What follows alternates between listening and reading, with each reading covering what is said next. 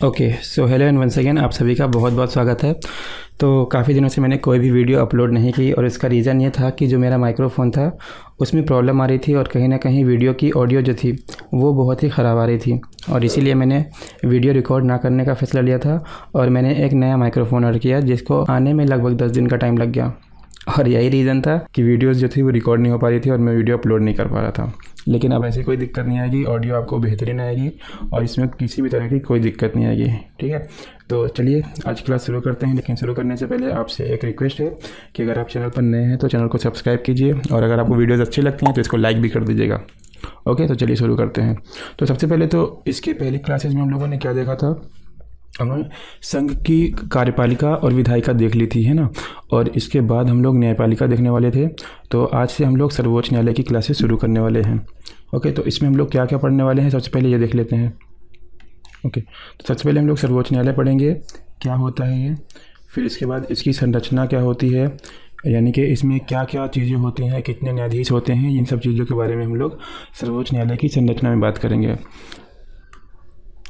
Then इसके बाद सर्वोच्च न्यायालय के न्यायाधीशों की नियुक्ति कैसे होती है और इसके लिए क्या क्या क्राइटेरिया होता है, इन सब चीज़ों के बारे में बात करेंगे। देन इसके बाद सुप्रीम कोर्ट में न्यायाधीशों के निर्वाचन की प्रक्रिया क्या होती है, यानी कि वो किस तरीके से चुने जाते हैं और इसका प्रोसेस क्या होता है, ये चीज़ इसके अंदर हम लोग देखेंगे।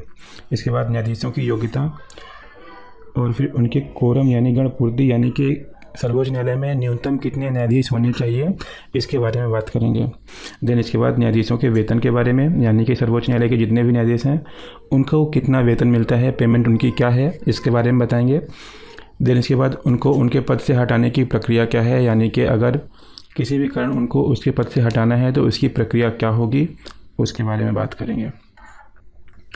देन सबसे आखिरी में हम लोग बात करेंगे सर्वोच्च न्यायालय की शक्ति के बारे में। तो ये सारे टॉपिक हैं जिन्हें हम आज कवर करने वाले हैं। तो इन सारे टॉपिक को एक एक करके आज हम लोग देखने वाले हैं। पहला टॉपिक हो जाएगा आज का सर्वोच्च न्यायालय की संरचना। तो इसको लिखना शुरू करते हैं।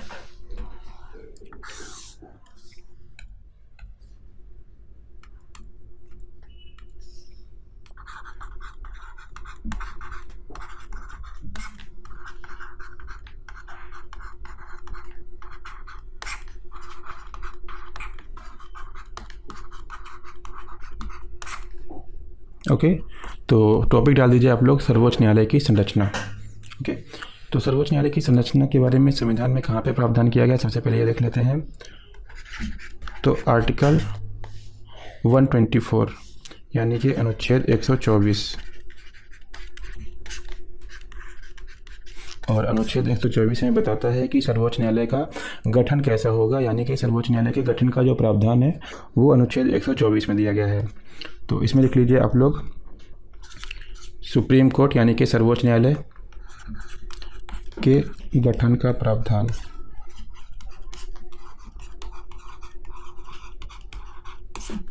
ओके, तो अनुच्छेद 124 में सर्वोच्च न्यायालय के गठन का प्रावधान किया गया है और इसकी संरचना कुछ इस तरह से होगी। और इसमें बताया गया है कि जो सर्वोच्च न्यायालय है उसमें एक मुख्य न्यायाधीश होगा और उसके अलावा कुछ अन्य न्यायाधीश होंगे। तो इसमें लिख लीजिए,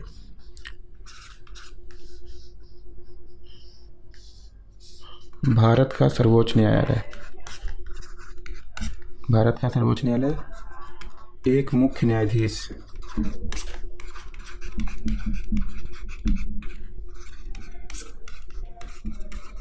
एवं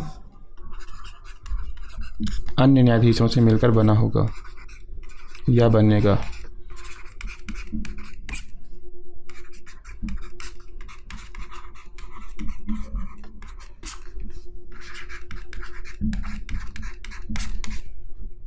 ओके, और अगर बात करें वर्तमान में कितने संख्या है यहाँ पर न्यायाधीशों की, तो वर्तमान में एक मुख्य न्यायाधीश और 33 यानी कि 33 अन्य न्यायाधीश हैं, यानी कि टोटल 34 न्यायाधीश सर्वोच्च न्यायालय में वर्तमान में उपस्थित होते हैं।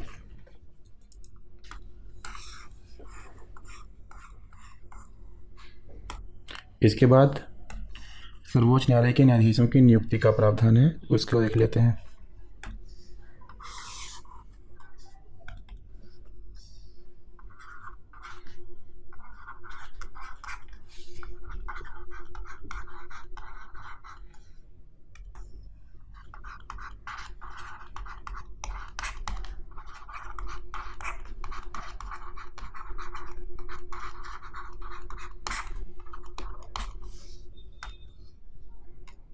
ओके, तो जो सर्वोच्च न्यायालय के न्यायाधीश हैं उनकी नियुक्ति का जो प्रावधान है वो संविधान के अनुच्छेद 124(2) में है।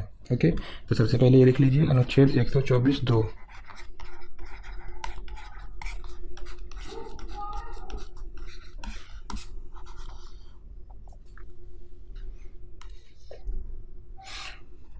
और इसमें बताया गया है कि सर्वोच्च न्यायालय के न्यायाधीश की जो नियुक्ति है उसमें जो चीफ जस्टिस ऑफ इंडिया है यानी कि जो भारत का मुख्य न्यायाधीश है उसकी नियुक्ति राष्ट्रपति करेगा, और जो 33 अन्य न्यायाधीश हैं उनकी नियुक्ति जो है वो राष्ट्रपति मुख्य न्यायाधीश की सलाह पर करेगा। ओके, तो इसमें लिख लीजिए CJI यानी कि भारत का मुख्य न्यायाधीश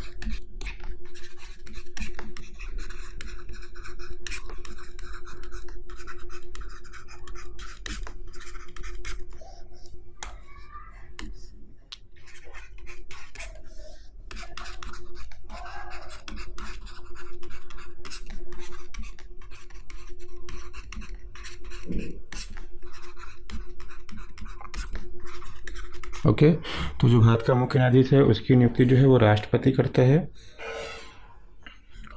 और जो अन्य न्यायाधीश हैं ओके, और जो अन्य न्यायाधीश हैं इनकी नियुक्ति राष्ट्रपति सर्वोच्च न्यायालय के न्यायाधीश की यानी कि मुख्य न्यायाधीश की सलाह पर करता है। राष्ट्रपति CJI की सलाह पर करता है।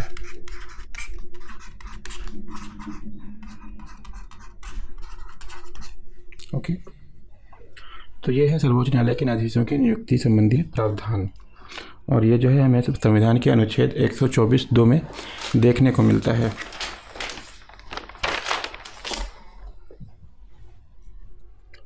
देन इसके बाद उनके निर्वाचन की प्रक्रिया क्या होती है, यानी कि सुप्रीम कोर्ट के जो न्यायाधीश होते हैं उनको किस प्रक्रिया द्वारा चुना जाता है। तीसरा टॉपिक डाल दीजिए सुप्रीम कोर्ट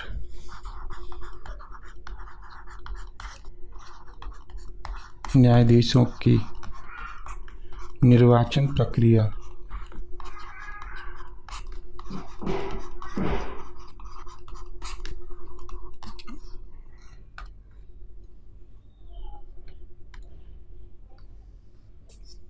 ओके, तो इनके जो निर्वाचन की प्रक्रिया है तो इसमें सबसे पहली चीज़ तो यह कि इनको जो निर्वाचित किया जाता है उसमें एक कॉलेजियम होता है, यानी कि कॉलेजियम क्या होता है वो 4-5 लोगों से मिलकर बना होता है। एक्चुअली उसमें 5 लोग होते हैं, एक होता है भारत का मुख्य न्यायाधीश और उसके अलावा 4 सीनियर जज होते हैं यानी कि वरिष्ठतम न्यायाधीश होते हैं, और वो जो है वहाँ पर वोटिंग सिस्टम करके किसी भी न्यायाधीश को चुनते हैं।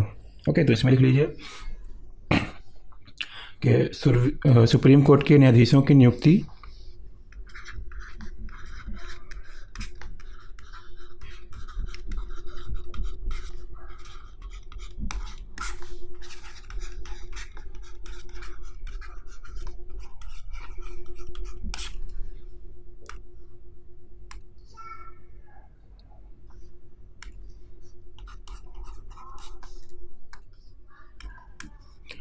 एक कॉलेजियम द्वारा की जाती है।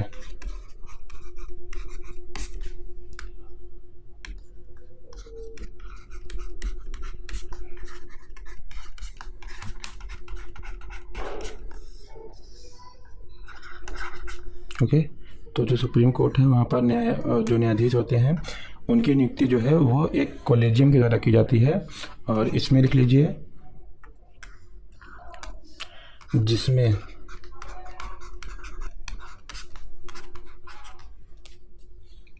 पांच सदस्य होते हैं,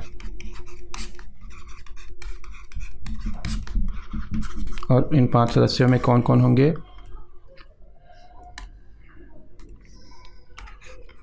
एक हो जाएगा चीफ जस्टिस ऑफ इंडिया यानी कि भारत का मुख्य न्यायाधीश,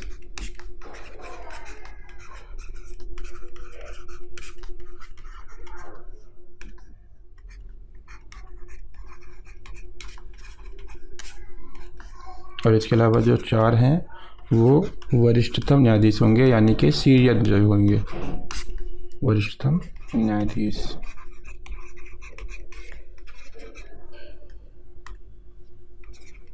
यानी कि इनको सीनियर जज बोला जाता है। ओके, सीनियर जजेस।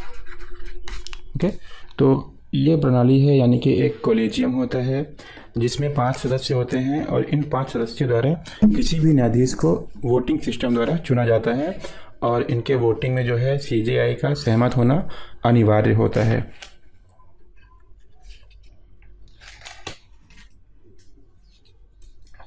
इसके बाद अब हम लोग देखेंगे कि जो न्यायाधीश है उसकी योग्यता क्या होनी चाहिए, यानी कि कोई भी न्यायाधीश अगर वो सर्वोच्च न्यायालय का न्यायाधीश बनना चाहता है तो उसके लिए क्या क्या योग्यताएं होनी चाहिए उसके अंदर, इस चीज़ के बारे में बात कर लेते हैं।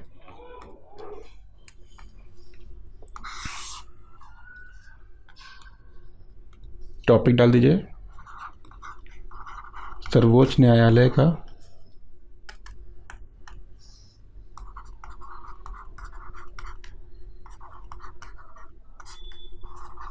न्यायाधीश बनने की योग्यता।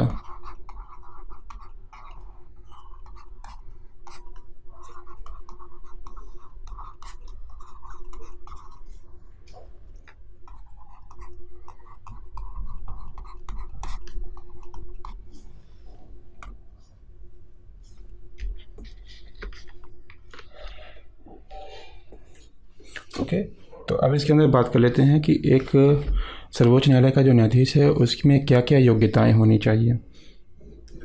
तो इसमें सबसे पहले देख लेते हैं कि इसका प्रावधान कहाँ किया गया है संविधान में।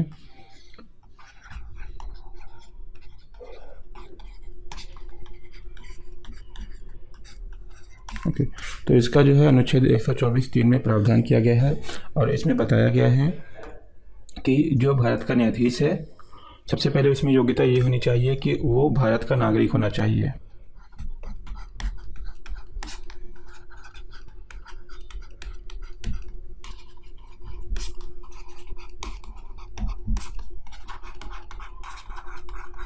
ओके, यानी कि वो भारत का नागरिक होना चाहिए।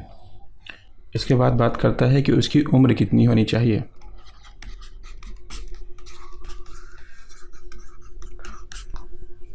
वह 65 वर्ष की उम्र से कम होना चाहिए।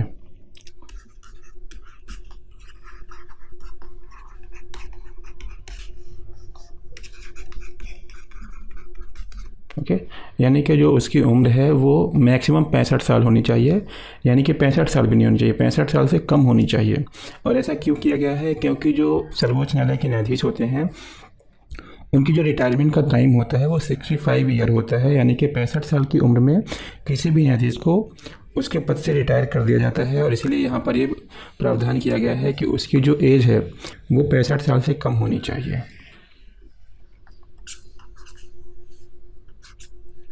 इसके बाद तीसरा है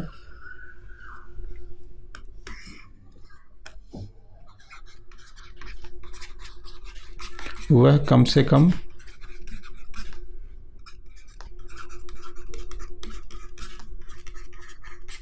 5 वर्षों तक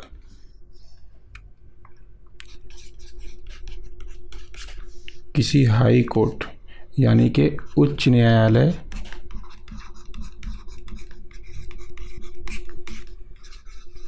का न्यायाधीश यानी कि जज रह चुका हो।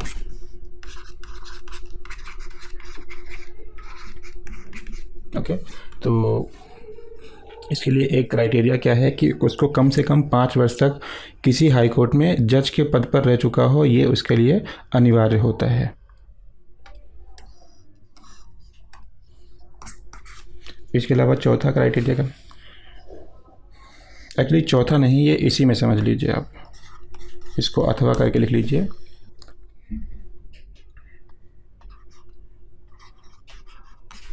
कम से कम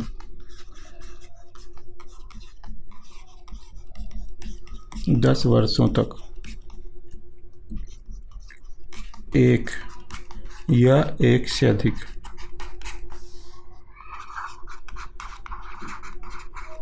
है ना। तो वो क्या है, कम से कम 10 वर्षों तक एक या एक अधिक, और जो हाई कोर्ट है वहाँ पर एक तरह से वकालत कर चुका हो। ओके, तो वह कम से कम 10 वर्षों तक एक या एक से अधिक हाई कोर्ट में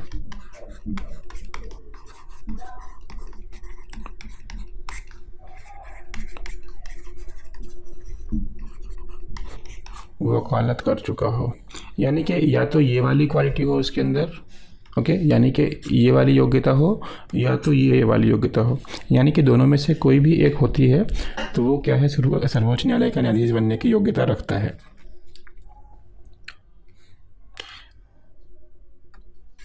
इसके अंदर एक और चीज़ लिख लीजिए, पांचवा क्या बताता है कि वो जो है एक क्वालिफाइड ज्यूरिस्ट यानी कि पारंगत विधिवेत्ता होना चाहिए। ओके,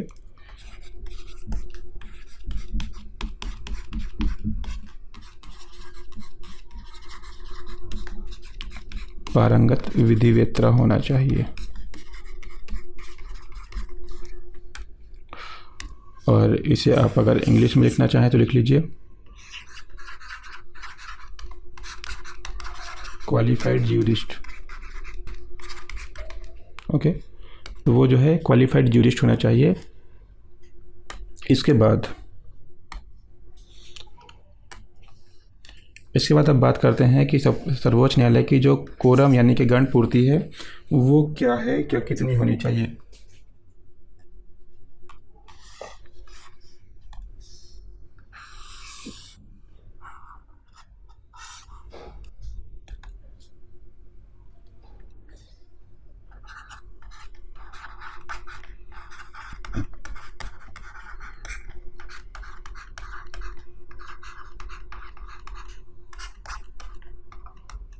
ओके, तो सबसे पहले ही बता चुका मैं आप लोगों को, कोरम का मतलब क्या होता है,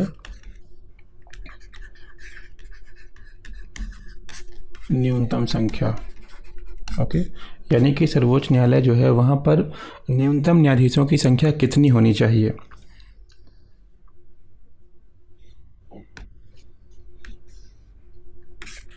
और यहाँ पर है कि जो सर्वोच्च न्यायालय है वहाँ पर जो न्यायाधीशों का बेंच है वो न्यूनतम 3 न्यायाधीशों का बेंच होना चाहिए।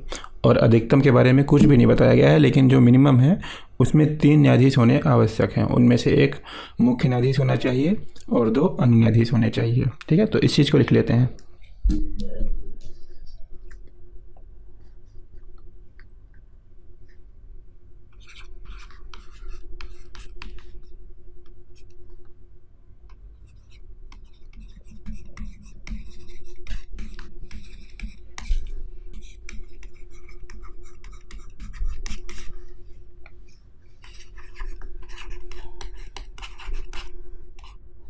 ओके, तो सुप्रीम कोर्ट में न्यूनतम 3 न्यायाधीशों का बेंच होना अनिवार्य है। इसमें एक अपवाद भी लिख लीजिए चाहे तो, यानी कि इसका एक अपवाद है और वो अपवाद क्या है, अनुच्छेद 143। और अनुच्छेद 143 के अंतर्गत क्या प्रावधान किया गया है कि राष्ट्रपति जो है उसको ये पावर है कि वो कभी भी सर्वोच्च न्यायालय से कोई भी सलाह ले सकता है और किसी भी मुद्दे या विषय के बारे में ले सकता है। लेकिन यहाँ पर ये है कि जो सर्वोच्च न्यायालय का कोरम 3 न्यायाधीश निर्धारित किया गया है, यहाँ पर वो 5 न्यायाधीश होने चाहिए। ओके, तो यहाँ पर जो कोरम है वो 5 न्यायाधीशों का रखा गया है। और इन 5 न्यायाधीशों में से एक CJI होना चाहिए और 4 अन्य होने चाहिए। और इसमें एक CJI और 2 अन्य न्यायाधीश। ओके, तो ये है सर्वोच्च न्यायालय के न्यायाधीशों का कोरम।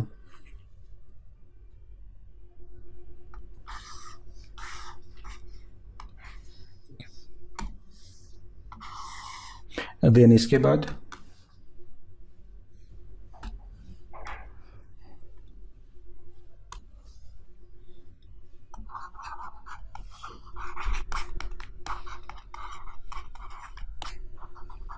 अनुच्छेद 125।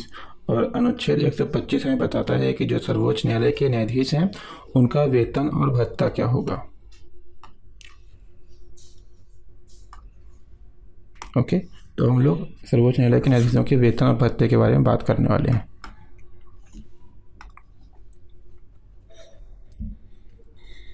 तो इसमें सबसे पहली चीज़ लिख लीजिए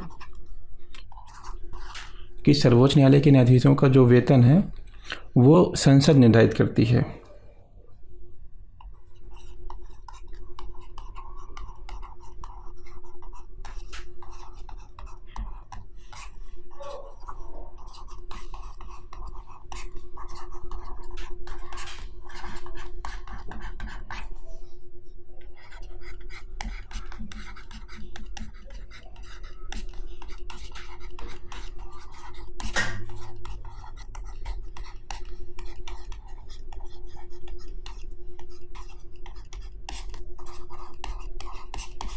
ओके, तो किसी भी सर्वोच्च न्यायालय का जो न्यायाधीश है वो उसका जो वेतन क्या होगा वो संसद के द्वारा निर्धारित किया जाता है और इसमें संसद का महत्वपूर्ण रोल होता है। ओके, इसमें दूसरा लिख लीजिए कि जो सर्वोच्च न्यायालय के न्यायाधीश होते हैं उनका जो भी वेतन होता है उसे उनके कार्यकाल के दौरान कम नहीं किया जा सकता।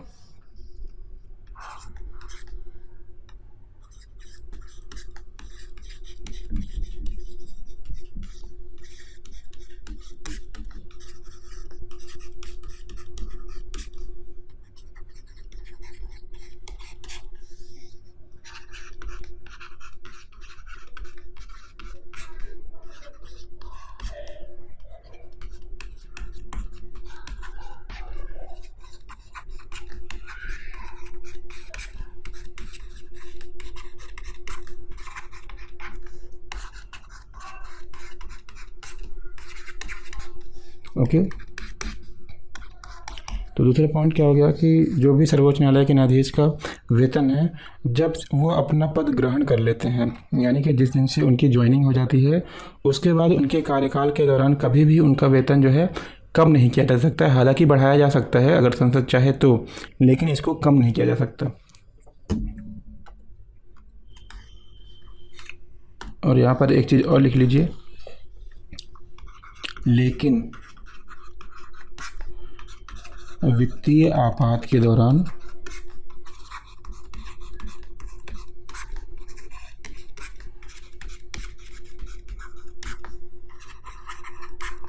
कम किया जा सकता है।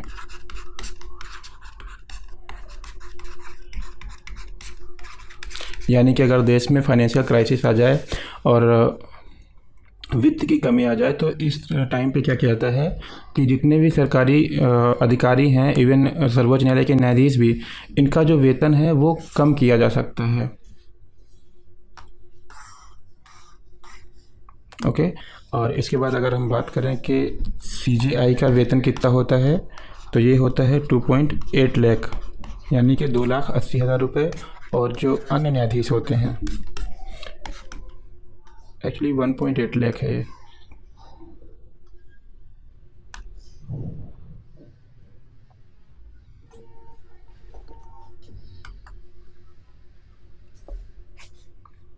आई थिंक 2.8 सॉरी 2.8 ही होगा।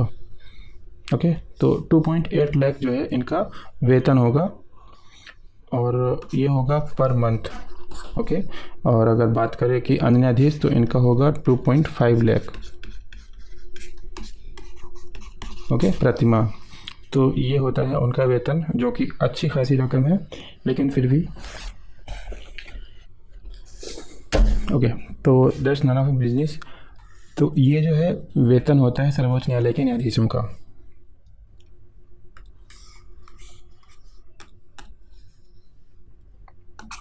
ओके, तो अब फ्यूचर में अगर आप कभी सर्वोच्च न्यायालय के न्यायाधीश बनते हैं तो आपको इतने रुपए प्रति माह दिए जाएंगे।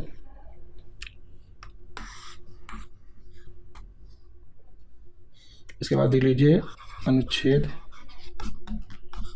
126।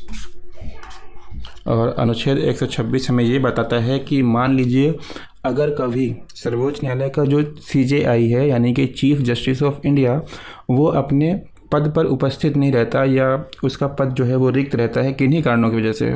ये हो सकता है कि वो कहीं और बिजी हो या कोई भी और रीज़न हो सकता है। किसी भी कारणवश अगर वो अपने पद पर उपस्थित नहीं है तो इस स्थिति में क्या होगा, और अदालती कार्यवाही जो है वो करना आवश्यक हो, तो इस स्थिति में क्या होगा कि जो सर्वोच्च न्यायालय का सेकंड मोस्ट सीनियर जज होगा, यानी कि जो CJI के बाद जो सबसे बड़ा सीनियर जज होगा, वो जो है उसके पद पर, उसकी जगह पर उसके कार्य करेगा।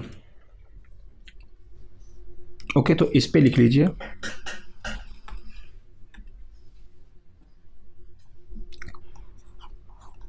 सर्वोच्च न्यायालय के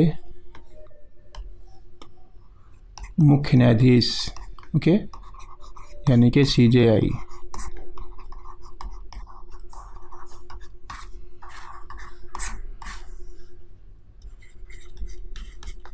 की अनुपस्थिति में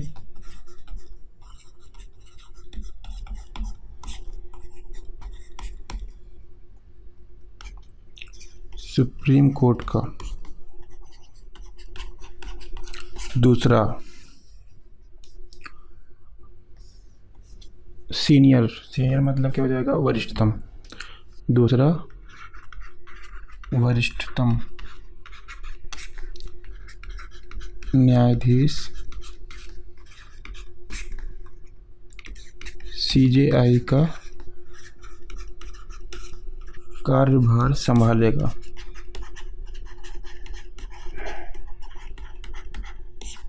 ओके, तो इसका मतलब यही हुआ कि अगर CJI उपस्थित नहीं है तो जो भी उसकी जगह पे उसके बाद जो मोस्ट सीनियर जज होगा, यानी कि जो सबसे सीनियर या वरिष्ठतम जज होगा, वो उसका कार्यभार संभालेगा और उसके पद पर उसका कार्य करेगा, और इसे बोला जाता है कार्यकारी न्यायाधीश। ओके, यानी कि जो भी उसकी जगह पर वरिष्ठतम न्यायाधीश कार्य करेगा उसको कार्यकारी न्यायाधीश बोला जाता है।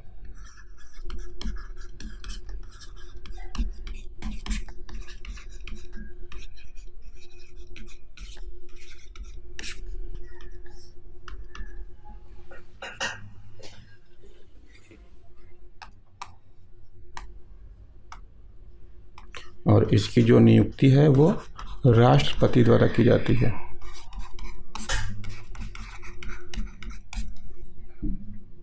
ओके,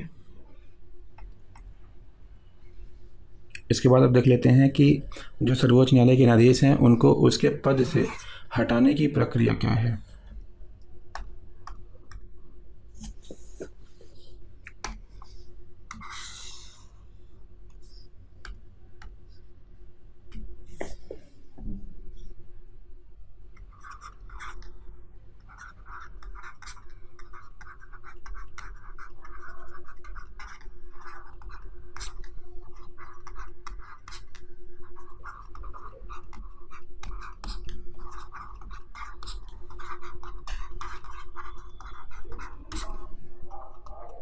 ओके, तो सबसे पहली बात कि इसमें जो प्रावधान है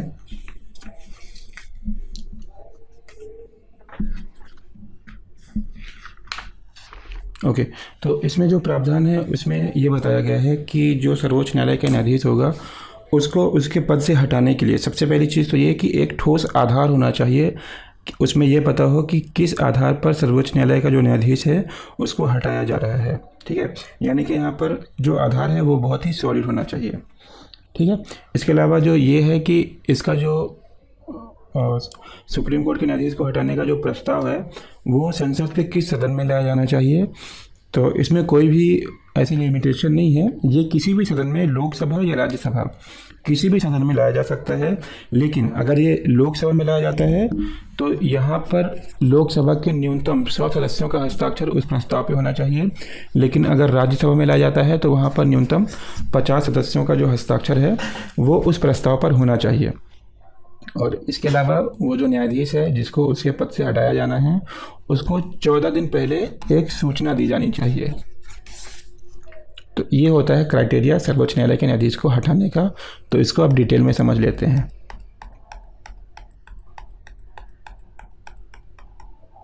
ओके, सबसे पहली चीज़ तो ये कि जो सर्वोच्च न्यायालय को हटाने की प्रक्रिया है उसको महाभियोग बोला जाता है।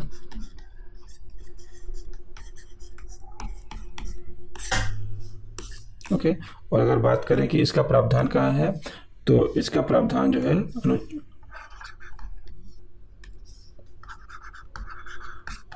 अनुच्छेद 124 में ही है। ओके, तो इसको जो हटाने का प्रावधान है उसको महाभियोग बोला जाता है। ओके, और सबसे बड़ी चीज़ ये है कि आधार जो है वो बहुत ही ठोस होना चाहिए किसी भी न्यायाधीश को उसके पद से हटाने के लिए। तो इसमें जो है 2 आधार होने चाहिए। सबसे पहला आधार लिख लीजिए,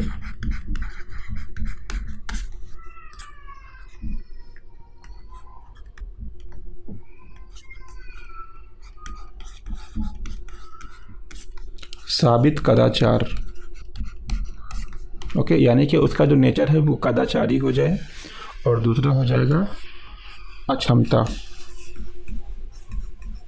ठीक है, तो ये दो आधार हैं जिनके आधार पर सर्वोच्च न्यायालय के किसी भी न्यायाधीश को उसके पद से हटाया जा सकता है। इसमें दो शर्तें होती हैं, ठीक है। इसकी शर्तें क्या होंगी? सबसे पहली शर्त तो यही हो जाएगी कि ये जो है लोकसभा या राज्यसभा किसी भी सदन में लाया जा सकता है, ठीक है। इसकी शर्त से पहले एक चीज़ लिख लीजिए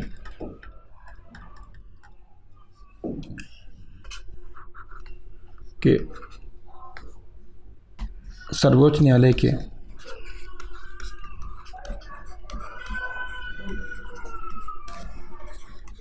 न्यायाधीश के महाभियोग का प्रस्ताव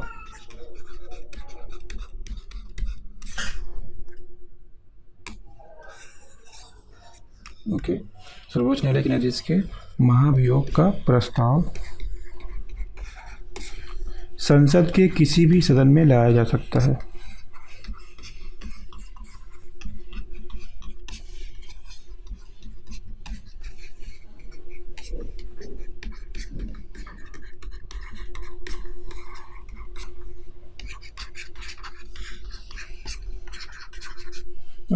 यानी कि वो चाहे राज्यसभा हो या लोकसभा हो, इसमें किसी भी तरह की लिमिटेशन नहीं है कि वो लोकसभा में ही लाया जाएगा या पहले लोकसभा में लाया जाएगा बाद में राज्यसभा में लाया जाएगा। तो ऐसे किसी प्रकार की कोई भी सीमा निर्धारित नहीं की गई है और ये जो है लोकसभा या राज्यसभा किसी भी सदन में लाया जा सकता है। किसी भी सदन में लाया जा सकता है और किसी भी सदन से मतलब क्या है? लोकसभा या राज्यसभा, इन दोनों में से किसी भी सदन में लाया जा सकता है, ठीक है।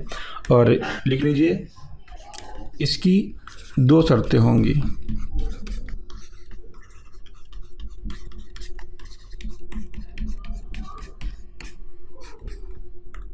सबसे पहली शर्त लिख लीजिए,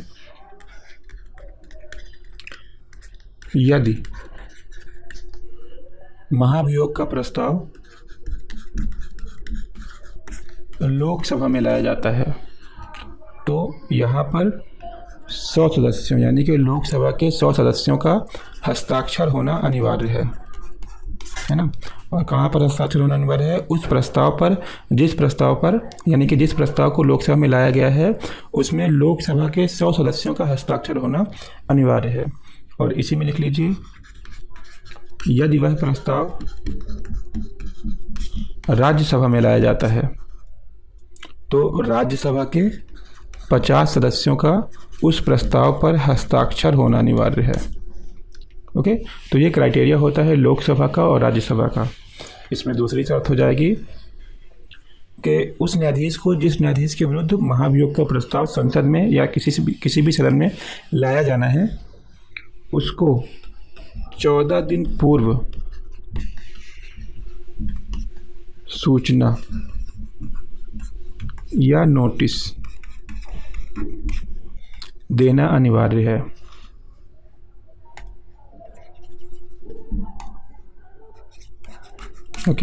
तो 14 दिन पूर्व उस न्यायाधीश को सूचना देना भी अनिवार्य है ताकि वो उस चीज़ के लिए प्रिपेयर रहे कि उसके विरुद्ध संसद में या संसद के किसी भी सदन में महाभियोग का प्रस्ताव लाया जा रहा है और कहीं ना कहीं वो अगर अपना मत रखना चाहे, अपना पक्ष रखना चाहे तो रख सकता है।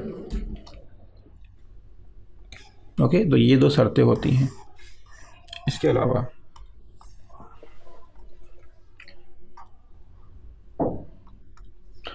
अब बात कर लेते हैं प्रक्रिया की, ठीक है। तो प्रक्रिया क्या है कि अगर मान लीजिए कि लोकसभा में लाया जाता है तो लोकसभा का अध्यक्ष, और अगर राज्यसभा में लाया जाता है तो राज्यसभा का सभापति क्या करते हैं कि जैसे ही वो प्रस्ताव सदन में लाया जाता है तो अध्यक्ष या सभापति एक जांच कमेटी यानी कि जांच समिति का गठन करते हैं।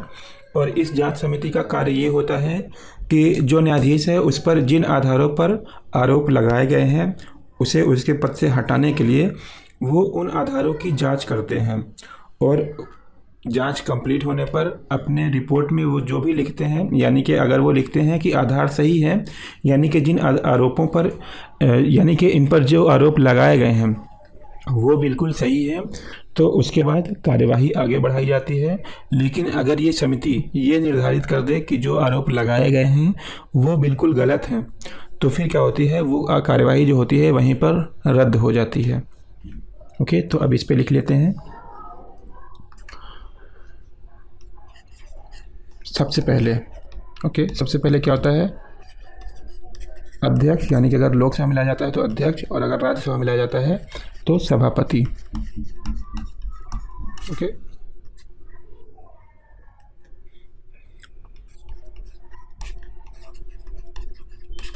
एक जांच समिति का, ओके, तो ये लोग क्या करते हैं कि एक जांच समिति का गठन करते हैं।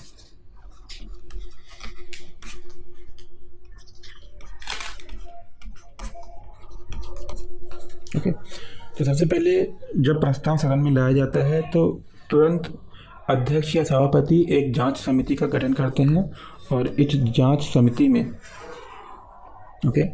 इस जांच समिति में टोटल 3 सदस्य होते हैं। ठीक है, इसमें लिख लीजिए, जिसमें 3 सदस्य होते हैं।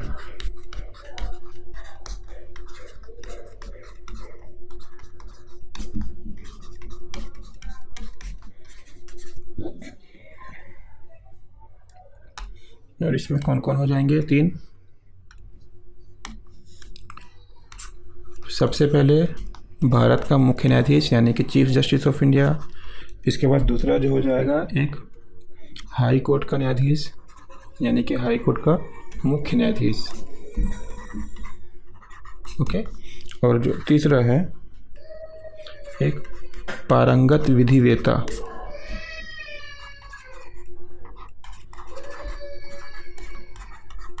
यानी कि एक क्वालिफाइड जूरिस्ट। ठीक है, तो ये 3 लोग जो होते हैं वो जांच समिति में होते हैं।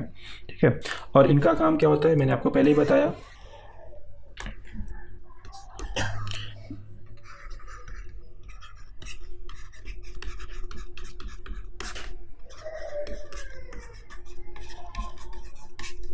जांच समिति के सदस्य न्यायाधीश पर लगाए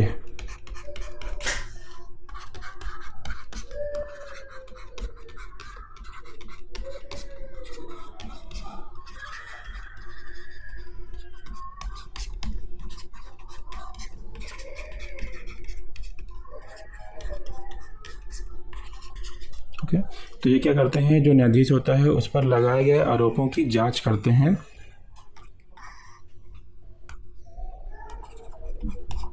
और यदि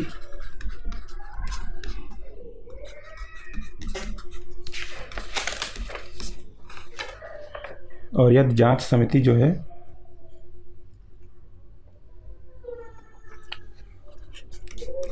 आधारों को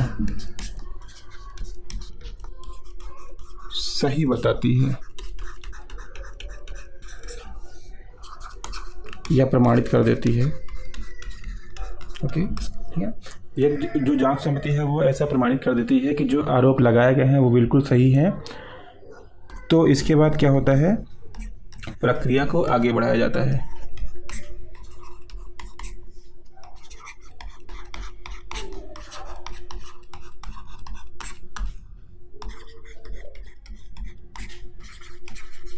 ओके, तो इसके बाद क्या होता है, प्रक्रिया आगे बढ़ाई जाती है, और फिर वो जो प्रस्ताव है उसको सदन में लाया जाता है और उस पर मतदान होते हैं।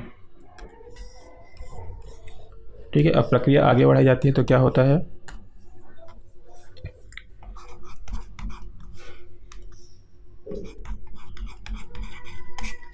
प्रस्ताव को सदन में लाया जाता है,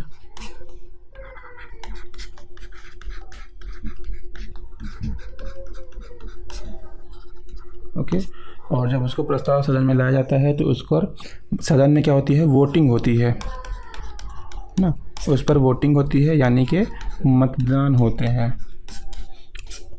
और ये जो वोटिंग है, ये यानी कि जो प्रस्ताव है वो विशेष बहुमत से पारित होना चाहिए।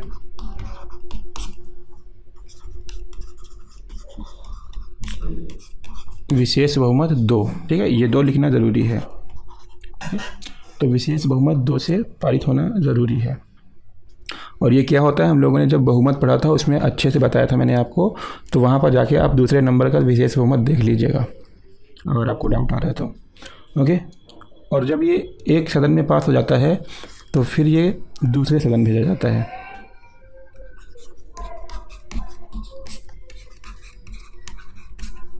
दूसरे सदन भेजा जाता है और वहाँ फिर से वही प्रक्रिया रिपीट होती है।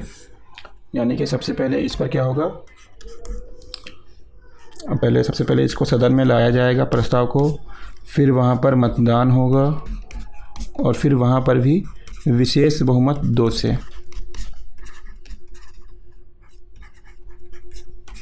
है ना। विशेष बहुमत 2 से अगर पास हो जाता है तो यहाँ पर जो है प्रस्ताव पास मान लिया जाता है और उस न्यायाधीश को उसके पद से हटा दिया जाता है। ओके, तो ये ओवरऑल प्रोसेस है।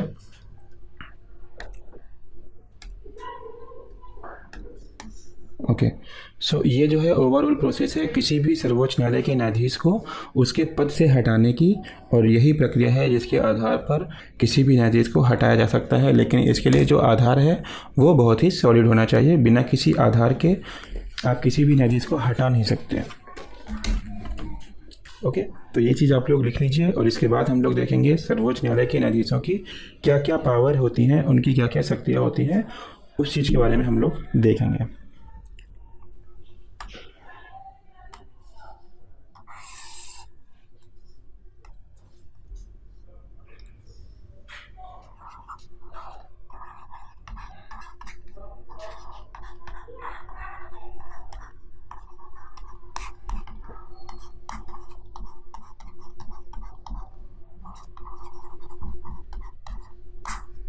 Okay, power of supreme court यानी कि सुप्रीम कोर्ट की शक्तियाँ, या इसको क्षेत्राधिकार भी बोल सकते हैं।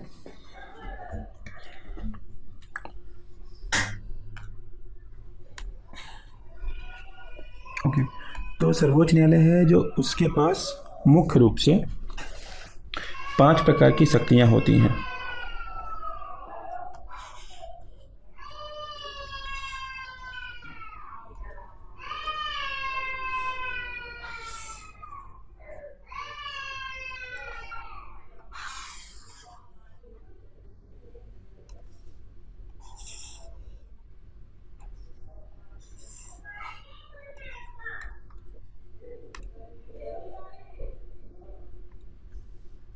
सबसे पहला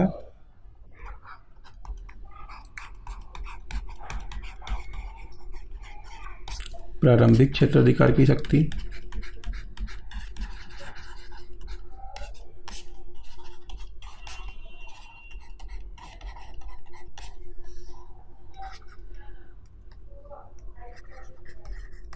दूसरा अपीली क्षेत्राधिकार की शक्ति,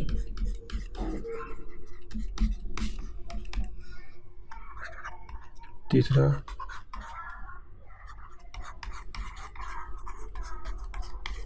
सलाहकारी क्षेत्राधिकार की शक्ति, चौथा अभिलेख न्यायालय के रूप में, अभिलेख न्यायालय के रूप में। ओके, यहाँ पे ऐड कर लीजिएगा अभिलेख न्यायालय के रूप में। पांचवा पुनरीक्षण क्षेत्राधिकार की शक्ति। ओके, तो ये 5 शक्तियां हैं जो सर्वोच्च न्यायालय को प्राप्त हैं और इन 5 शक्तियों को अब हम लोग डिटेल में पढ़ेंगे। सबसे पहले देख लेते हैं प्रारंभिक क्षेत्राधिकार की शक्ति क्या होती है। तो इसके अंतर्गत वो मुद्दे आते हैं जो सिर्फ और सिर्फ सर्वोच्च न्यायालय में उठाए जा सकते हैं, यानी कि आप डायरेक्ट सर्वोच्च न्यायालय में अप्रोच कर सकते हो किसी भी मुद्दे से लेकर, तो वो आएगी सर्वोच्च न्यायालय के प्रारंभिक क्षेत्राधिकार की शक्ति के अंतर्गत। इसके अलावा दूसरा है अपीली क्षेत्राधिकार की शक्ति। तो इसके अंतर्गत यह प्रावधान है कि आप किसी भी निचले अदालत के विरुद्ध, यानी कि अगर किसी निचली अदालत में, इवन हाई कोर्ट में भी आपके विरुद्ध कोई फैसला सुनाया गया है, मान लीजिए आपको 10 या 20 साल की सज़ा दी गई है या उम्र कैद की सज़ा दी गई है, तो आप सुप्रीम कोर्ट जाकर अपना जो मुकदमा है एक बार फिर से लड़ सकते हैं। इसके बाद है सलाहकारी क्षेत्राधिकार। तो इसके अंतर्गत हम लोगों ने पढ़ा था कि अनुच्छेद 143 जो है उसमें राष्ट्रपति को शक्ति है कि वो सर्वोच्च न्यायालय से परामर्श ले सकता है, उसके बारे में, इसके बारे में हम लोग बात करेंगे। इसके बाद है चौथा अभिलेख न्यायालय के रूप में।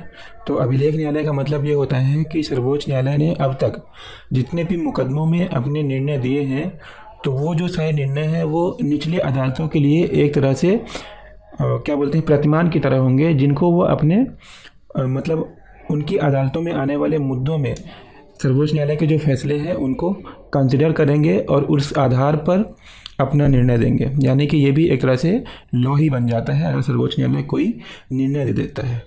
इसके बाद है 5वां पुनर्निरीक्षण, यानी कि सर्वोच्च न्यायालय ने अगर कोई निर्णय दिया है तो वो अपने निर्णय की व्याख्या यानी कि उसकी समीक्षा कर सकता है और उसको बदल भी सकता है। तो इसको बोलते हैं पुनरीक्षण क्षेत्राधिकार।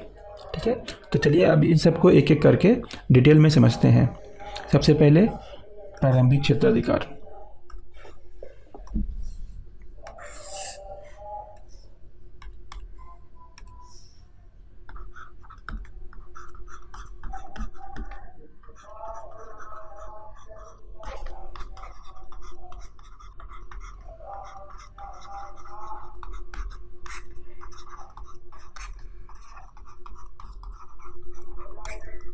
ओके, तो प्रारंभिक क्षेत्राधिकार जो है इसके अंतर्गत 2 प्रकार की शक्तियाँ आती हैं। सबसे पहले इसकी डेफिनेशन लिख लेते हैं। तो इसमें लिख लीजिए कि प्रारंभिक क्षेत्राधिकार में वे मामले आते हैं जो सर्वोच्च न्यायालय में उठाए जा सकते हैं। ओके, यहाँ पे एक चीज़ और के लिए, जो सीधे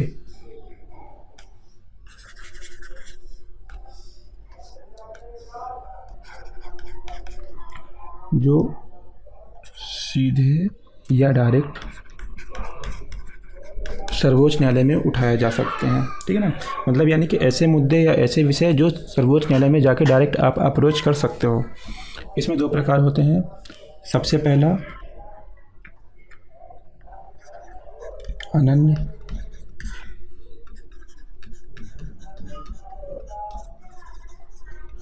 क्षेत्राधिकार और दूसरा हो जाएगा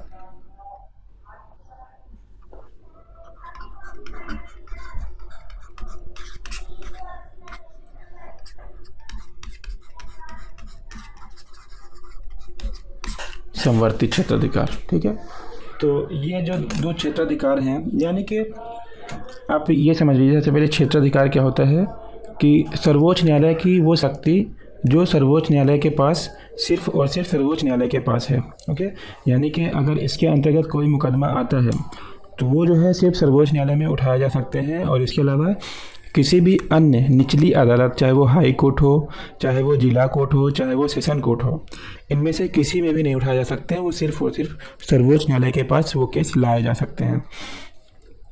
ओके, तो अनन्य क्षेत्राधिकार में लिख लीजिए वे मुद्दे या वे विषय जो सिर्फ और सिर्फ सुप्रीम कोर्ट में उठाए जा सकते हैं। और इसके उदाहरण लिख लीजिए। सबसे पहला केंद्र राज्य विवाद, दूसरा लिख लीजिए अंतर्राज्यीय विवाद, और तीसरा लिख लीजिए राष्ट्रपति या उपराष्ट्रपति के निर्वाचन संबंधी विवाद।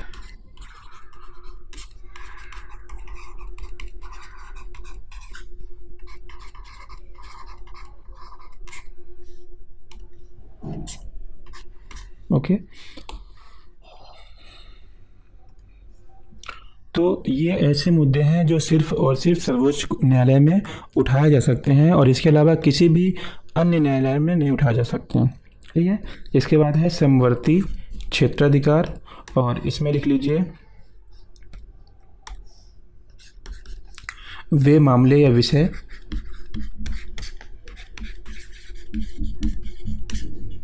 जो सीधे सर्वोच्च न्यायालय में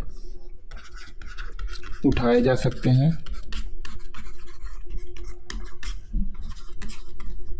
साथ ही अन्य न्यायालयों में भी।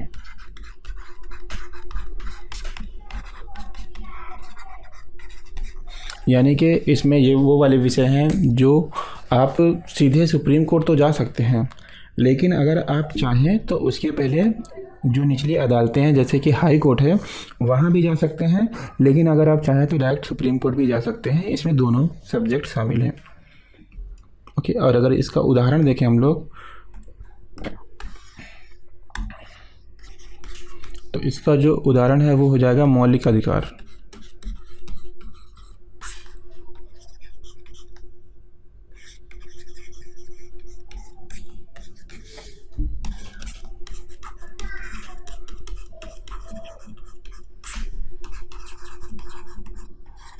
ठीक है, तो मौलिक अधिकार से संबंधित जो भी विवाद होते हैं उसके लिए आप डायरेक्ट सुप्रीम कोर्ट जा सकते हैं, या आप चाहें तो हाई कोर्ट भी जा सकते हैं। ओके, तो आपके पास दोनों ऑप्शन उपलब्ध हैं, चाहे आप निचली अदालतों में चले जाएं या तो आपको डायरेक्ट सुप्रीम कोर्ट जाना है तो आप वहाँ भी अप्रोच कर सकते हो।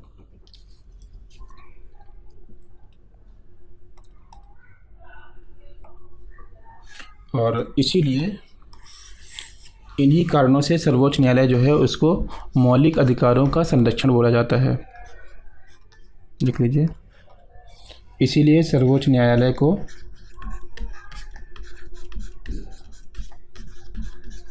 मौलिक अधिकारों का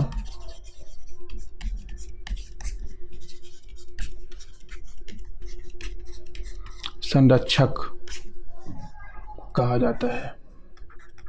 ठीक है, तो एग्ज़ाम में ये क्वेश्चन आ सकता है कि मौलिक अधिकारों का संरक्षक संविधान किसे बनाता है, तो वो है सर्वोच्च न्यायालय।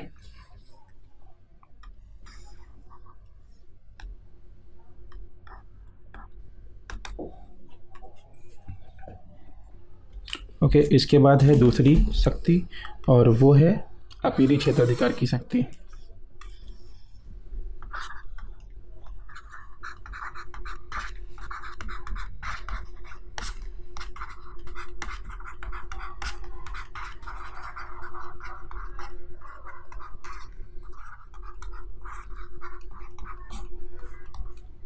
ठीक है, इसमें जो है 4 प्रकार की हैं। ठीक है, इसमें 4 प्रकार की शक्तियाँ हैं और सबसे पहले लिख लीजिए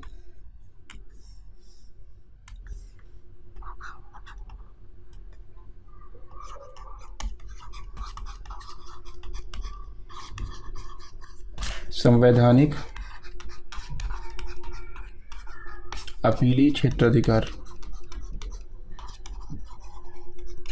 ओके, आप सिर्फ इस नाम को याद रखेंगे ना तो भी आपका कॉन्सेप्ट क्लियर रहेगा। यहाँ पे क्या लिखा हुआ है, संवैधानिक अपीली क्षेत्राधिकार। ठीक है, तो यानी कि इसमें क्या होगा कि संविधान की व्याख्या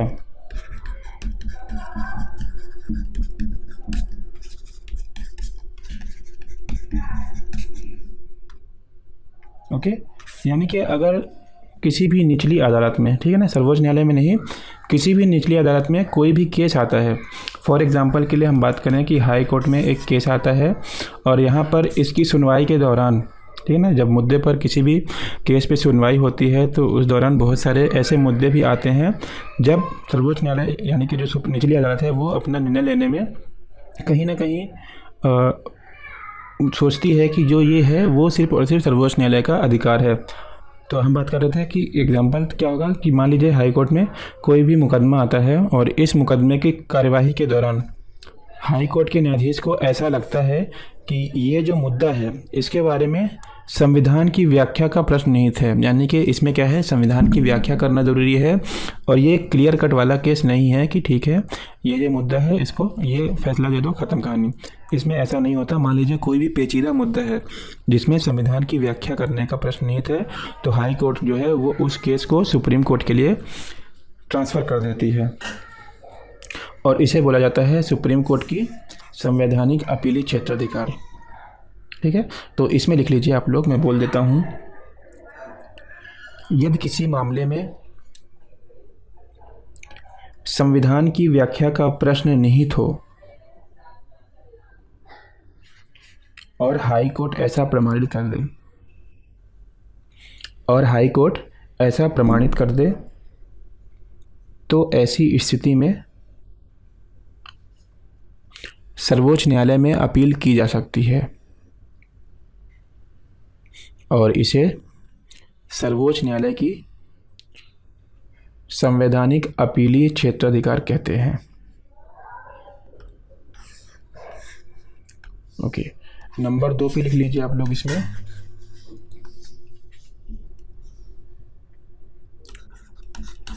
दीवानी अपीलीय क्षेत्राधिकार।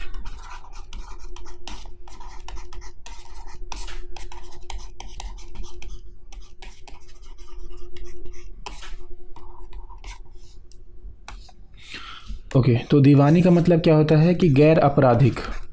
ओके, इसमें किसी भी प्रकार का अपराध का जिक्र नहीं होता, बल्कि इसमें जो होता है वो घरेलू मुद्दे जैसे शादी, विवाह, उत्तराधिकार, है ना, ज़मीन से संबंधित मुद्दे, इन सारी चीज़ों के बारे में बात करता है।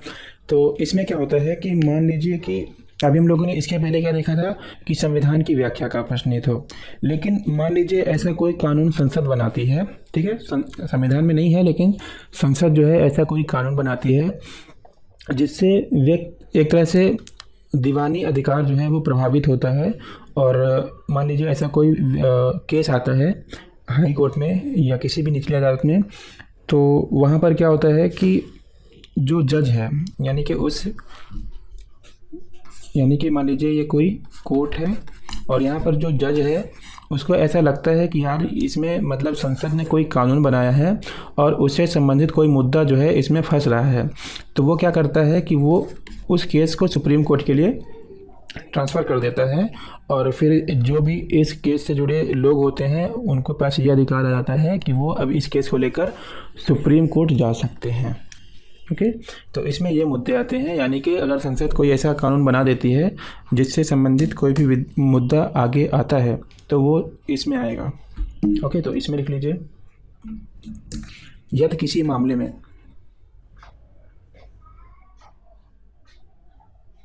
संसद के कानून की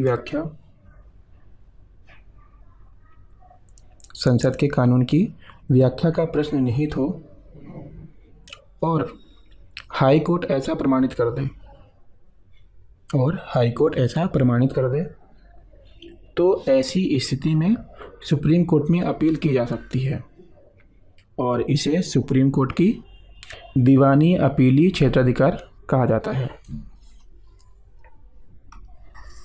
ओके, इसके बाद है तीसरा नंबर और तीसरे नंबर पे आता है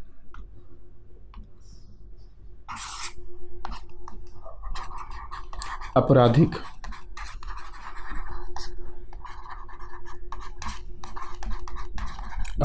अपीलीय क्षेत्राधिकार की शक्ति। ओके, और ये शक्ति किसकी है? सुप्रीम कोर्ट की है। ओके, तो इसमें क्या होता है कि मान लीजिए एग्जांपल देता हूँ मैं आपको बहुत ही बेहतरीन वाला कि ओके, ये हो गया सत्र न्यायालय।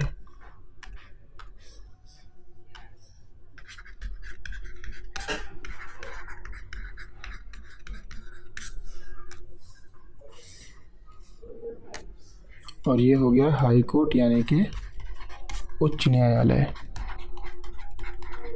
ठीक है, ओके। अब मान लीजिए कि सत्र न्यायालय में एक केस आता है, ठीक है, कोई भी एक केस आता है और इस केस की सुनवाई होती है इसी न्यायालय में। ओके, इस केस की सुनवाई होती है और सुनवाई होने के दौरान इस न्यायालय को ऐसा लगता है कि ठीक है, जो भी इस व्यक्ति पे आरोप लगाए गए हैं, ठीक है, मान लीजिए किसी व्यक्ति पर कोई आरोप लगाया गया है और उसके केस की सुनवाई होती है और यहाँ पर सत्र न्यायालय उसको रिहा कर देता है, यानी कि अगर आम भाषा में बोले तो बाइज्जत बरी कर देता है। तो अब जो दूसरा पक्ष है, ठीक है ना, जो पीड़ित पक्ष है, शोषित पक्ष है, वो क्या कर सकता है कि इस न्यायालय के, सत्र न्यायालय के जो निर्णय हैं इससे अगर ये संतुष्ट नहीं है तो ये जा सकता है हाई कोर्ट। ओके, और जब ये हाई कोर्ट जाता है तो फिर हाई कोर्ट भी इस पर क्या करती है? सुनवाई करती है। और सुनवाई के दौरान ये जब निर्णय लेती है तो ये क्या करती है कि उस व्यक्ति को दोषी ठहरा देती है, ठीक है ना, यानी कि जो आरोपी था उस पर जो आरोप लगाए गए हैं उसको प्रूफ मान लेती है और उसको दोषी मान लेती है और उसको सज़ा के तौर पे 10 वर्ष या अधिक, ठीक है, या तो 10 वर्ष या उससे अधिक की सज़ा देती है, या फिर इसके अलावा मृत्यु दंड की सज़ा देती है, ठीक है। इन दोनों में से कोई भी सज़ा देती है तो इस दोषी यानी कि अपराधी के पास ये ऑप्शन है कि ये अब कहाँ जा सकता है, ये सुप्रीम कोर्ट जा सकता है, ठीक है। लेकिन अगर 10 वर्ष से कम की सज़ा हुई है तो आप सुप्रीम कोर्ट नहीं जा सकते। अगर आपको मृत्युदंड की सज़ा नहीं है तो आप सुप्रीम कोर्ट नहीं जा सकते। लेकिन ये दोनों में से कोई एक कंडीशन बनती है तो फिर आप सुप्रीम कोर्ट जा सकते हैं। तो ओवरऑल यही कॉन्सेप्ट है आपराधिक मामलों के बारे में।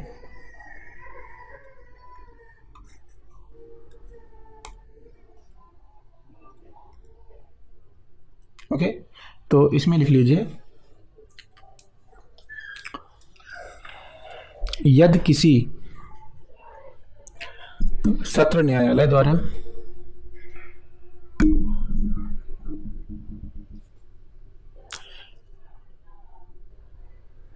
रिहा किए गए व्यक्ति को यानी कि निर्दोष ठहराए गए व्यक्ति को हाई कोर्ट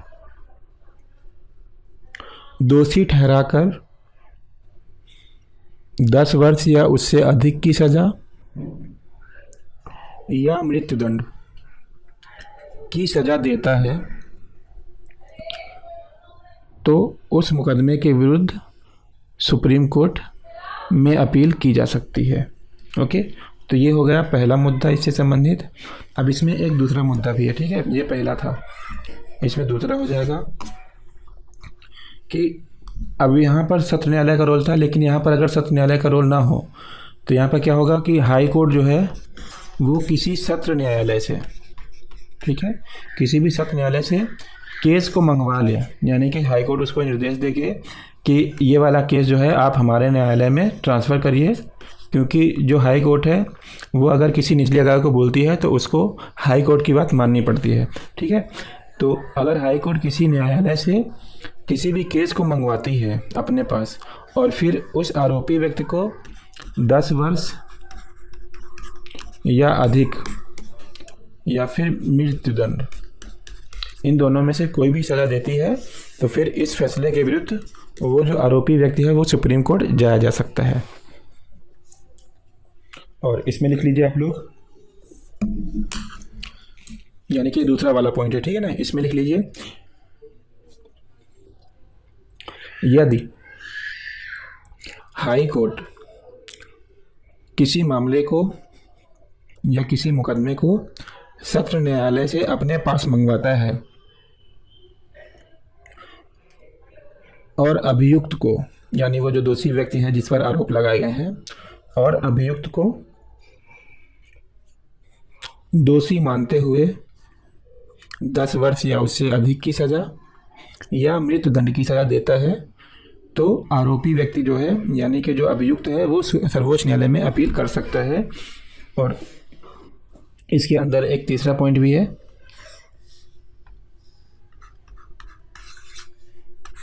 ठीक है, इसमें तीसरा पॉइंट ये है कि मान लीजिए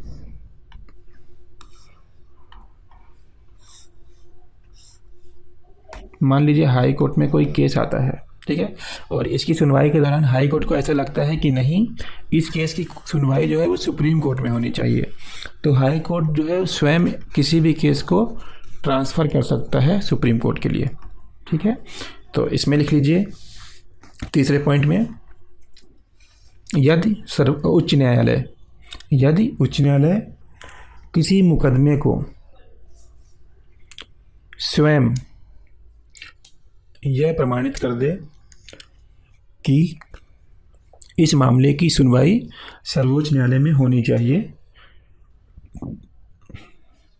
तो वो जो है सर्वोच्च न्यायालय उस केस को लेकर सर्वोच्च न्यायालय में अपील की जा सकती है। ओके, अब इसमें चौथा लिख लीजिए आप लोग, ठीक है, ये इसी का चौथा है यानी कि अभी जो हम लोगों ने देखा ना, संवैधानिक अपीली क्षेत्राधिकार, दीवानी अपीली क्षेत्राधिकार और आपराधिक अपीली क्षेत्राधिकार। अब इसमें चौथा लिख लीजिए, विशेष अनुमति से क्षेत्राधिकार।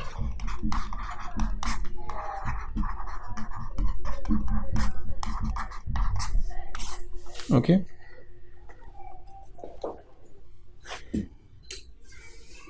तो इसके अंतर्गत क्या होता है कि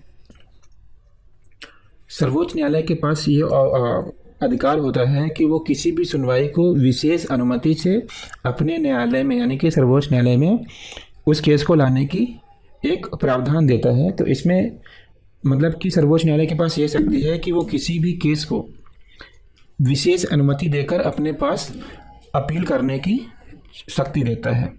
और ये शक्ति किसके पास है? सर्वोच्च न्यायालय के पास। और इसका फ़ायदा किसको मिलता है? उस आरोपी व्यक्ति को मिलता है जिसके ऊपर आरोप लगाए गए हैं। तो उसके पास ये ऑप्शन होता है कि वो सुप्रीम कोर्ट से एक तरह से विशेष अनुमति मांगे कि हमें जो है सर्वोच्च न्यायालय में अपील करना है और हमें जो अपना केस है उसकी सुनवाई करने की अधिकार जो है वो दिया जाए सर्वोच्च न्यायालय में। ओके, तो इसमें लिख लीजिए आप लोग,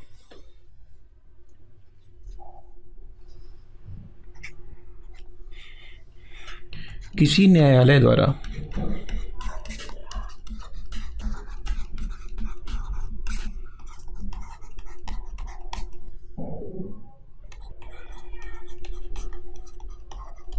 दिया गया निर्णय या दिए गए निर्णय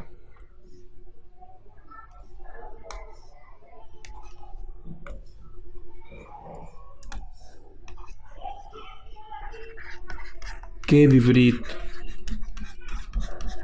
ओके, तो अगर कोई न्यायालय है जो कोई निर्णय देता है, ठीक है, तो उसके क्या होता है, उसके विरुद्ध जो है एक विशेष अनुमति ली जाती है सुप्रीम कोर्ट से और उस केस को जो है सुप्रीम कोर्ट में ले जाया जा सकता है, ठीक है ना।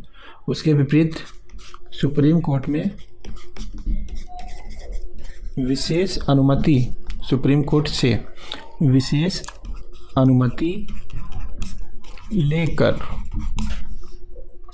सुप्रीम कोर्ट में अपील की जा सकती है।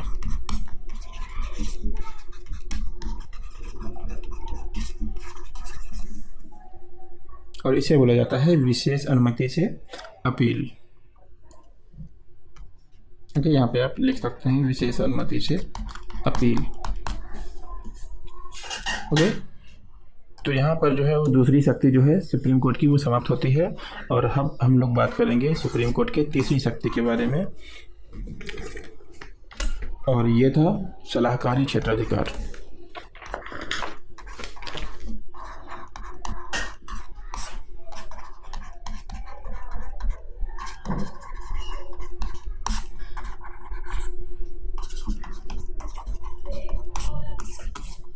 ठीक है, अब यहाँ पर दो लोग शामिल होते हैं, एक तो है राष्ट्रपति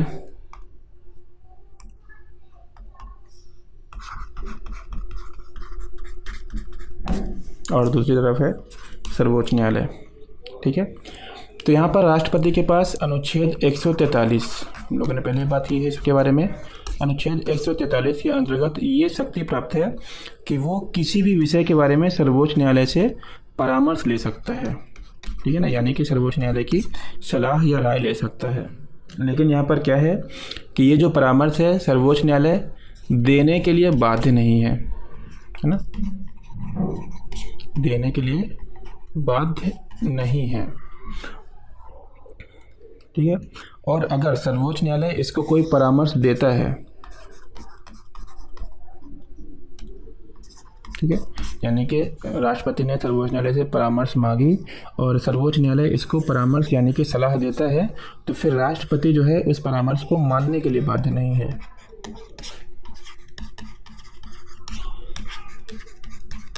ठीक है, तो दोनों के पास एक तरह से स्वतंत्रता है कि राष्ट्रपति के पास ये स्वतंत्रता है कि अगर सुप्रीम कोर्ट कोई भी राय उसको देती है तो वो उसको मानने के लिए बाध्य नहीं है, और ना ही अगर राष्ट्रपति सुप्रीम कोर्ट से कोई राय मांगती है तो सुप्रीम कोर्ट उसे देने के लिए बाध्य नहीं है।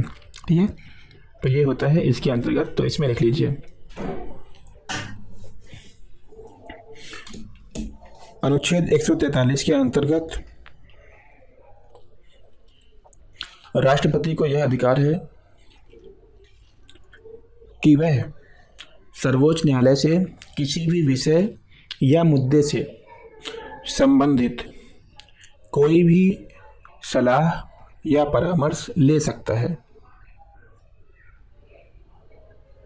लेकिन सर्वोच्च न्यायालय सलाह देने के लिए बाध्य नहीं है, और यदि सर्वोच्च न्यायालय राष्ट्रपति को कोई भी सलाह देती है तो राष्ट्रपति उस सलाह को मानने के लिए बाध्य नहीं है।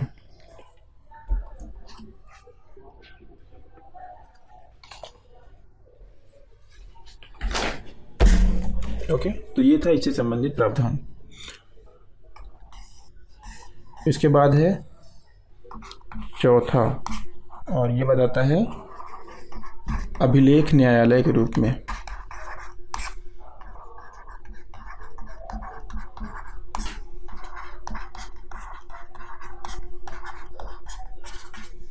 सुप्रीम कोर्ट की शक्ति।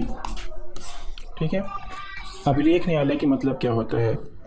मैंने जैसा पहले ही बताया आपको कि अभिलेख न्यायालय का मतलब क्या होता है कि एक आर्काइव, ठीक है ना। अभिलेख का मतलब क्या होता है? आर्काइव, यानी कि पुराने एक तरह से जो सुप्रीम कोर्ट के निर्णय होते हैं उनको बहुत ही ज़्यादा संभाल के रखा जाता है। ओके, तो वो जो निर्णय होते हैं वो निचली अदालतों के लिए एक तरह से मार्गदर्शक का कार्य करते हैं, और जब भी निचली अदालतों के पास पुराने मुद्दों से संबंधित कोई भी केस आता है तो उन निर्णय के आधार पर, यानी कि जो सुप्रीम कोर्ट के निर्णय थे उन निर्णयों के आधार पर जो निचली अदालतें हैं, हाई कोर्ट, जिला कोर्ट, सेशन कोर्ट, ये जो है उनको फॉलो करते हुए उनसे अपना निर्णय ले सकते हैं। यानी कि वो किसी भी केस को सुप्रीम कोर्ट को भेजने के बजाय सुप्रीम कोर्ट के पिछले निर्णय से सबक ले सकते हैं और उनके आधार पर अपना निर्णय दे सकते हैं। ठीक है, तो इसमें लिख लीजिए सबसे पहला पॉइंट,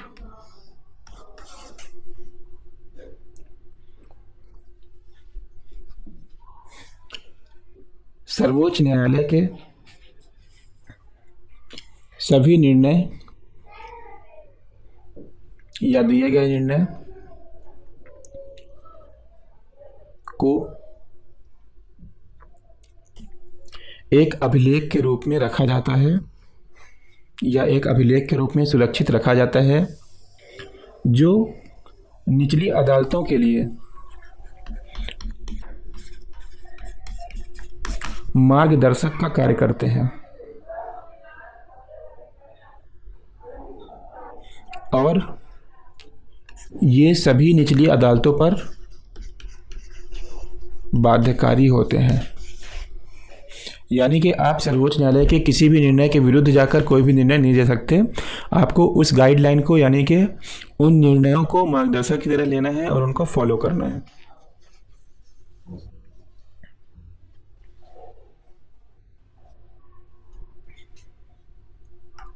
इसके बाद लिख लीजिए पांचवी शक्ति, पुनरीक्षण।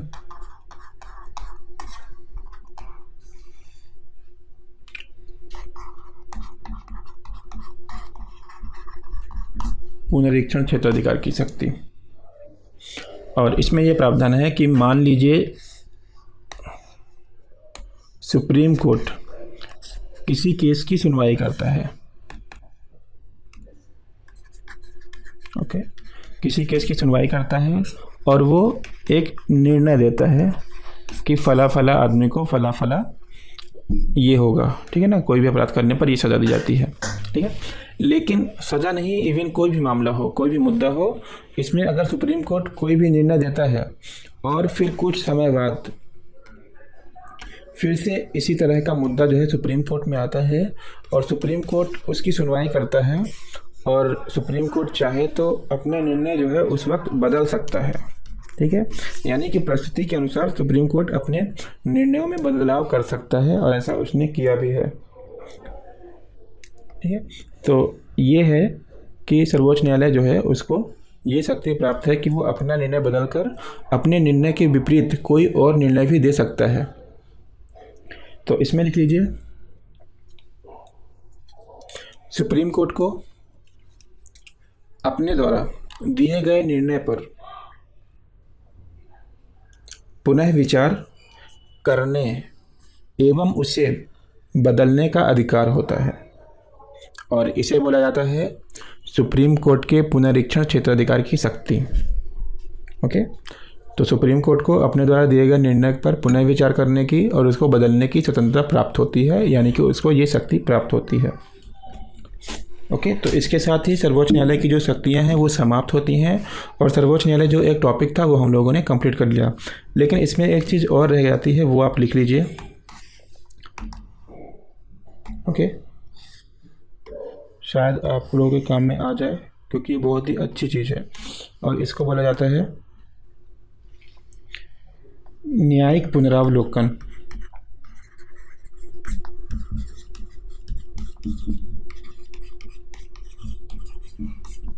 न्यायिक पुनरावलोकन की शक्ति, और इसके बारे में प्रावधान है अनुच्छेद 137 में। तो एक्चुअल में इसमें होता क्या है, न्यायिक पुनरावलोकन यानी कि अगर संसद कोई कानून बनाती है, ठीक है,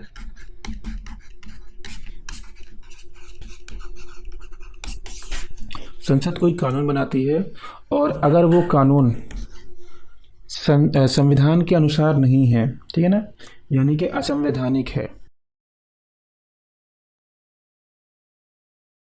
ठीक है, अगर संसद द्वारा कोई भी कानून संविधान के आदर्शों का पालन नहीं करता या उसके विपरीत जाकर कोई भी कानून बनाती है संसद, तो फिर सुप्रीम कोर्ट के पास ये अधिकार है कि वो उसकी समीक्षा कर सके और उसको रद्द कर सके।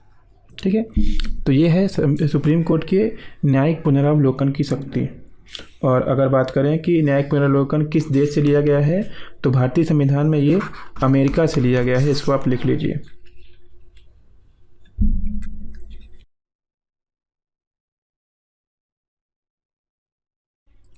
ओके, लेकिन अगर आप इस पर कुछ लिखना चाहें तो मैं बोल देता हूँ, वो लिख लीजिए आप लोग। न्यायिक पुनरावलोकन की शक्ति, न्यायिक पुनरावलोकन की शक्ति न्यायपालिका की वह शक्ति है जिसके आधार पर वह संसद द्वारा बनाए गए किसी कानून या आदेश पर विचार करती है और यदि वह असंवैधानिक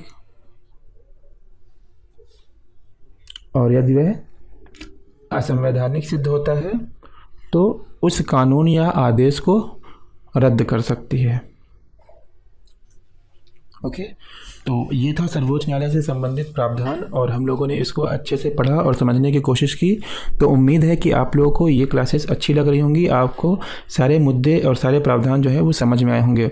तो अगर आपको वीडियो अच्छे लग रहे हो तो आप वीडियो को लाइक कर सकते हैं और अगर आप चैनल पर नए हैं तो आप सब्सक्राइब कर दीजिए चैनल को, ताकि जब भी मैं कोई भी वीडियो अपलोड करूँ तो आपको उसका नोटिफिकेशन मिल पाए और आप उस वीडियो को एक्सेस कर पाएँ। तो thank you so much for watching and मिलते हैं अपनी अगली क्लास में। तब तक के लिए गुड बाय।